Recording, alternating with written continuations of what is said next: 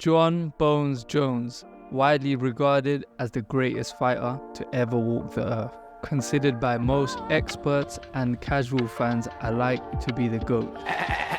There have been many candidates for Jon Jones' next fight after he submitted Cyril Gane in one round in his return fight. Considering this could be his last fight, we want to see him once and for all seal the deal of greatest of all time, leaving no question about it, and that could only mean that there are 3 possible candidates. The first fight is Stipe. This is the fight that is most likely to happen, as Dana and Jon Jones both seem to be set on matching up with Stipe next. The fight was set for UFC 295 in November 2023 until Jones got injured. Stipe is arguably the greatest heavyweight of all time, having the longest consecutive title defenses and also beating the likes of Daniel Cormier, Francis Ngannou, Overeem and Junior Dos Santos. With a resume like that, it is no surprise that he is considered the GOAT of the division. However, Stipe is well past his prime and for the past 2 years working as a full-time fireman.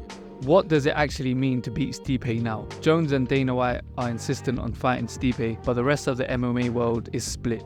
Firstly, because of his age, he is currently 41, and secondly, he hasn't fought since 2021 after being knocked out by Ngannou. He hasn't fought in so long that all his previous opponents are either retired or have left the UFC. No one on his record is still active in the UFC today. However, despite his age, I don't believe it will be a boring or even a one-sided fight. Heavyweights are known to still perform in their 40s. And I believe Stipe will still put on a solid performance. His experience will definitely make it a competitive fight, with fantastic wrestling and great boxing skills, making him a very well-rounded opponent. However, him being past his best and taking such a long layoff, the fight definitely lacks the aura that it would have had if they was to fight a few years ago. And I do predict a Jon Jones victory.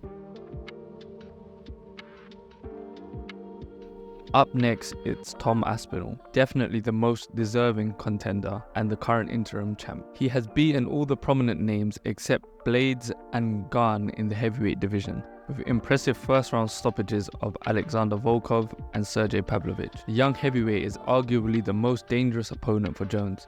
With fantastic stand-up, some of the fastest hands in the division, impressive takedown skills and submissions.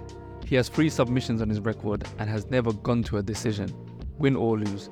Out of his 14 wins, only 1 went into the second round before he choked out Arlovsky. Despite his impressive record and well-rounded skills, I think Jones, with his experience and skills, still beats him. Aspinall is still the most deserving for a title shot, but because it's Jones, I don't see the UFC pushing Tom Aspinall, who is yet to build his name and is still viewed as a prospect. The UFC is about making money, and with probably 1 fight left for Jon Jones, I doubt they will give that honour to Aspinall. If he beats Blades in the rematch this month after a loss due to a knee injury, it will further propel the desire from hardcore fans to see him fight Jones. We don't know what the future holds for Aspinall at the moment, but I personally doubt it will include Jon Jones. Last but not least, Alex Pereira. Pereira's performances have generated a lot of hype, deservingly so. His last 5 fights have all been against former world champions, only after his UFC debut in 2021. Recently ranked number 2 in the pound-for-pound rankings by the UFC, 1 spot above Jon Jones. Many consider him to be pound-for-pound number 1 or on par with Islam Makhachev. Beating Pereira would undoubtedly secure Jon Jones as pound-for-pound number 1 on the official rankings. Pereira's future, looking towards heavyweight, makes this a potential blockbuster fight for Jon Jones. It will draw the largest crowd by far. However, out of the 3, it could be the easiest fight for Jones. It wouldn't surprise me if what happened to Cyril Gane happened again. Although you're never safe standing in front of Pereira, if he lands even partially, it could end the night.